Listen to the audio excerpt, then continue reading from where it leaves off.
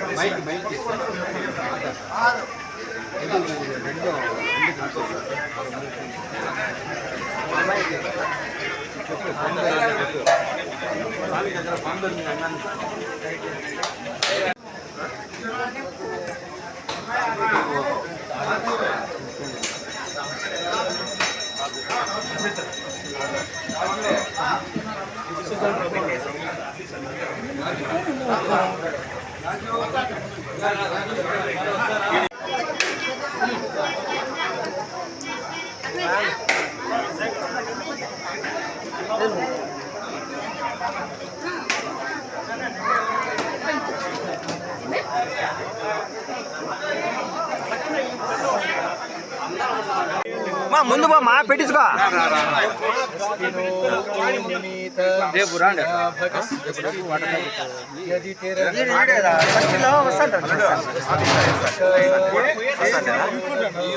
అప్పస్వామి పాదాల గోవింద. తొందరపడద్దండి బాబు, తొందరపడద్దండి. వరుసగా రండి, ఏం మీకేం తొందర లేట్, నిదానంగా అవుతుంది. మొట్టమొదటిసారిగా శ్రీ గురిజాల అప్పస్వామి గారి దేవాలయం నిర్మించాలనేటువంటి సంకల్పము ధర్మవరం పూజారి రాజు గారికి సంకల్పం జరిగింది. ఆయన దీక్ష ప్రకారము దాదాపు 1.5 సంవత్సరం నుంచి స్టార్ట్ చేసి గర్భగుడి, రాతి గుడి ఆవరణము అంతా 27 సెంట్లలో స్థలం ఇచ్చి ఆయన గుడి నిర్మాణం గావించినాడు.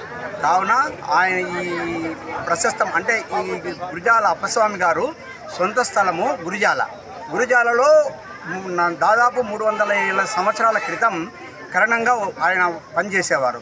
అక్కడి నుంచి వచ్చి బత్తలపల్లి మండలం గంటాపురంలో జీవసమాధి అయినారు.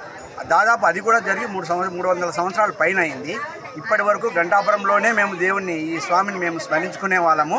కానీ ఇప్పుడు ధర్మవరంలో ఆయన సంకల్పంతో ఈ నిర్మాణము చేపట్టినాము.